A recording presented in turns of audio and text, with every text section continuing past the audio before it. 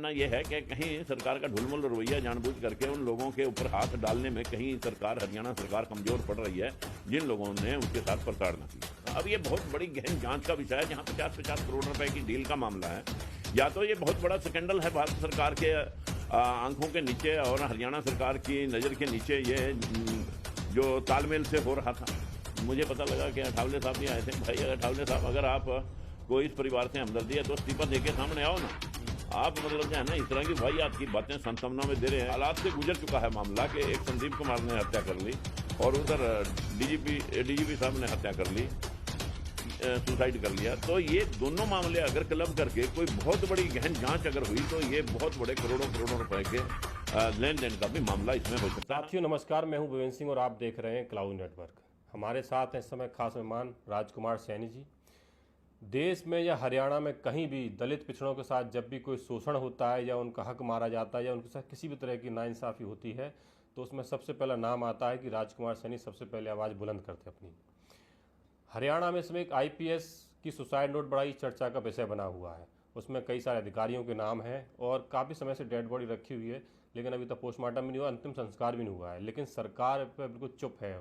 उनकी जो पत्नी है उसकी मांग है कि पहले पोस्टमार्टम हो, उनके अधिकारियों की बर्खास्त हो, जेल में जाएं। इसी सारे मुद्दों को लेकर हम बात करेंगे राजकुमार सैनी जी से। सर, आपका बहुत बहुत स्वागत है। क्लाउड न्यूज के सभी दर्शकों को मेरा प्रणाम। सर, जैसा कि हमने देखा, आप हमेशा भेदभाव अत्याचार के खिलाफ आवाज़ उठाते हैं, लेकिन आईपीएस इससे सुसाइड हुआ है, उसमें कई सारे अधिकारियों के नाम आ रहे हैं। किस तरह देखते हैं, आखिर इसमें कहाँ क्या चुका, आखिर क्यों दलित पिछड़ों के साथ शोषण होता है?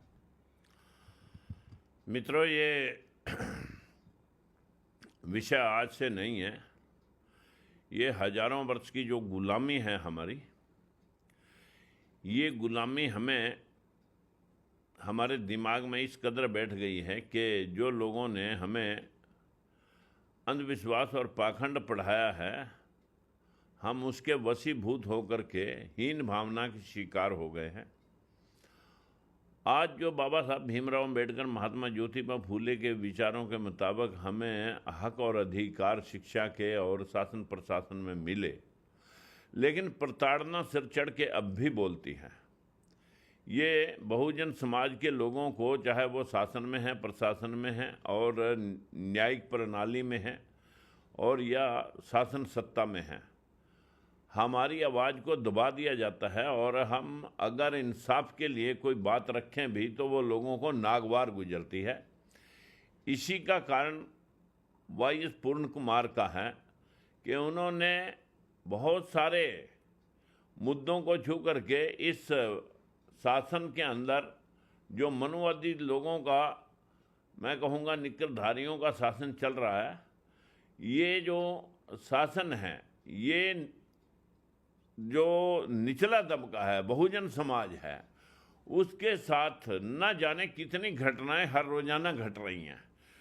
हरिओम नाम का एक लड़का बेरली में पीट करके मार दिया जाता है। एक बैकवर्ड समाज की एक लड़की मनीषा, उसके साथ इसी प्रकार के उसका अभी तक कोई खुलासा नहीं हो सका। इस प्रकार की रोजाना एट्रोसिटी और रोजाना प्रताड़ना होती है।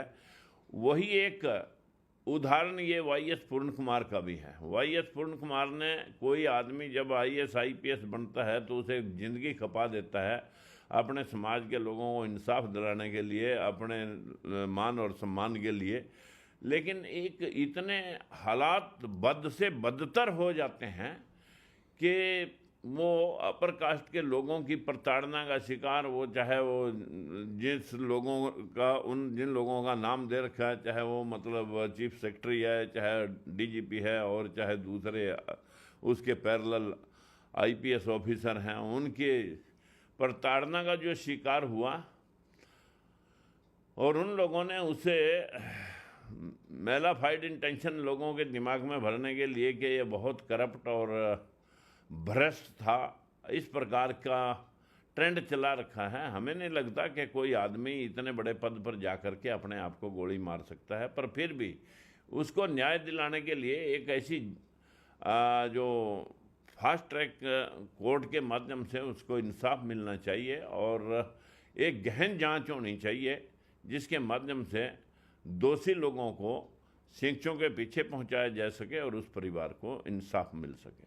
आपने इंसाफ की बात करी, आपने कहा कि भ्रष्टाचार के, अभी कल संदीप कुमार एएसआई का सुसाइड नोट, उनका भी सुसाइड नोट वीडियो आया, उसमें वो कह रहे हैं कि बहुत भ्रष्ट अधिकारी थे, वो जहाँ भी जाते थे पोस्टिंग करते थे, पैसे घूसखोरी करते थे। क्या माना जाए कि इतने, एक तो लंबे समय से उनकी वाइफ बैठी हुई थी उनको कि भाई डीजीपी को जेल भेजो, इस मामले को दबाने के लिए ये मामला है, किस तरह देखते हैं? एक तो सुसाइड में वो अधिकारियों पर आरोप लगा रहे हैं, वो जो एएसआई है वो कह रहा है कि भ्रष्ट अधिकारी थे।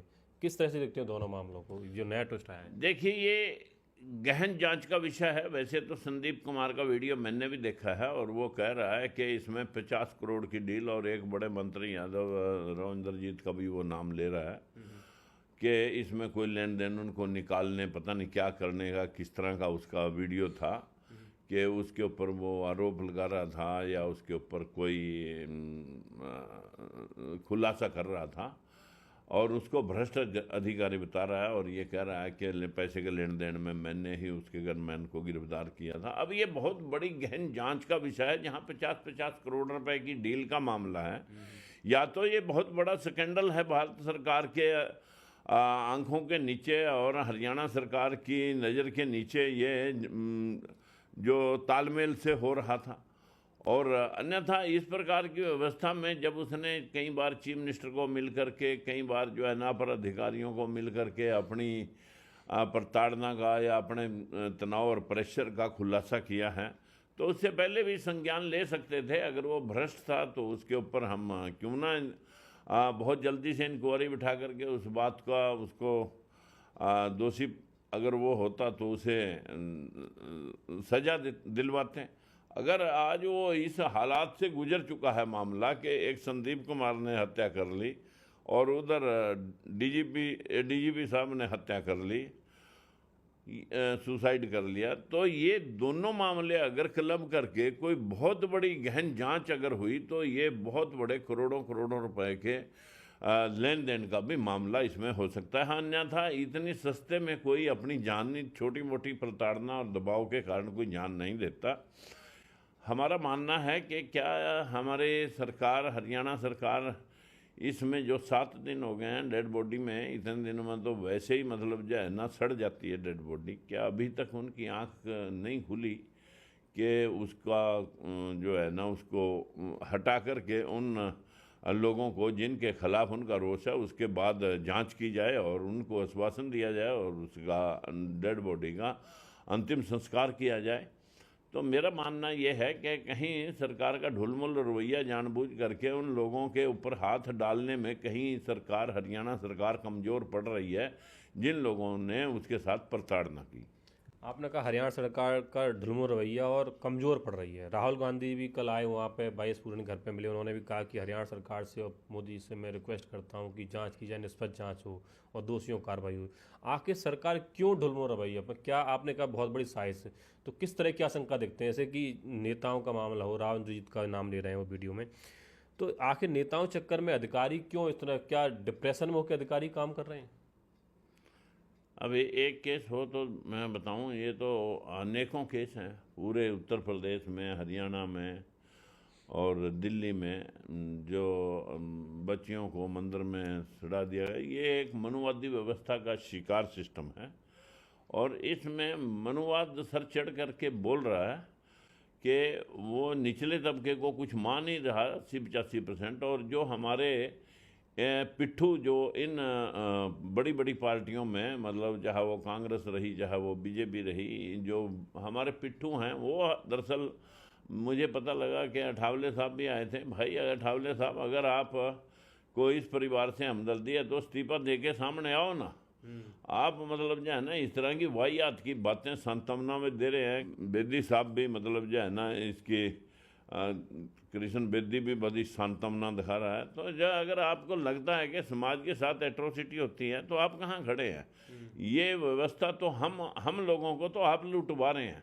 और ये जो शिकार है, जब हमारे लोगों को पहले ज़माने में पढ़ने लिखने का अधिकार ही नहीं था तो हमने कहाँ वैदिक शास्त्र और ये बड़ी बड़ी किताबें लिख दी।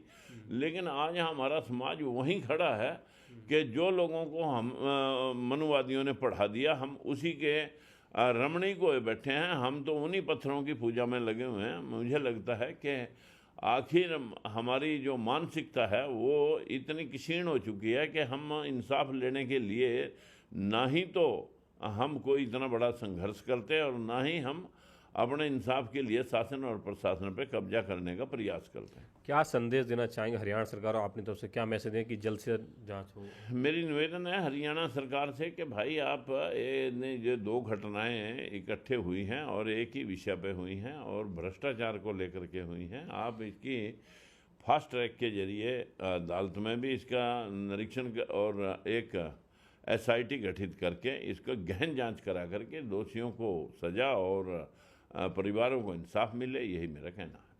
तो आपने सुना, हमारे साथ थे राजकुमार सैनी जी। राजकुमार सैनी जी ने कहा कि जो घटना हुई है, इस घटना में एक बहुत बड़ी साजिश नज़र आ रही है, जिससे कि एक साथ दो लोगों को, अगर ऐसी कोई बात थी तो पहले से जांच क्यों नहीं हुई।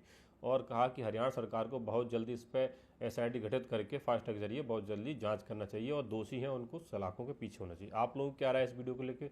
अपनी राय हमें कमेंट बॉक्स में जरूर बताइएगा। धन्यवाद।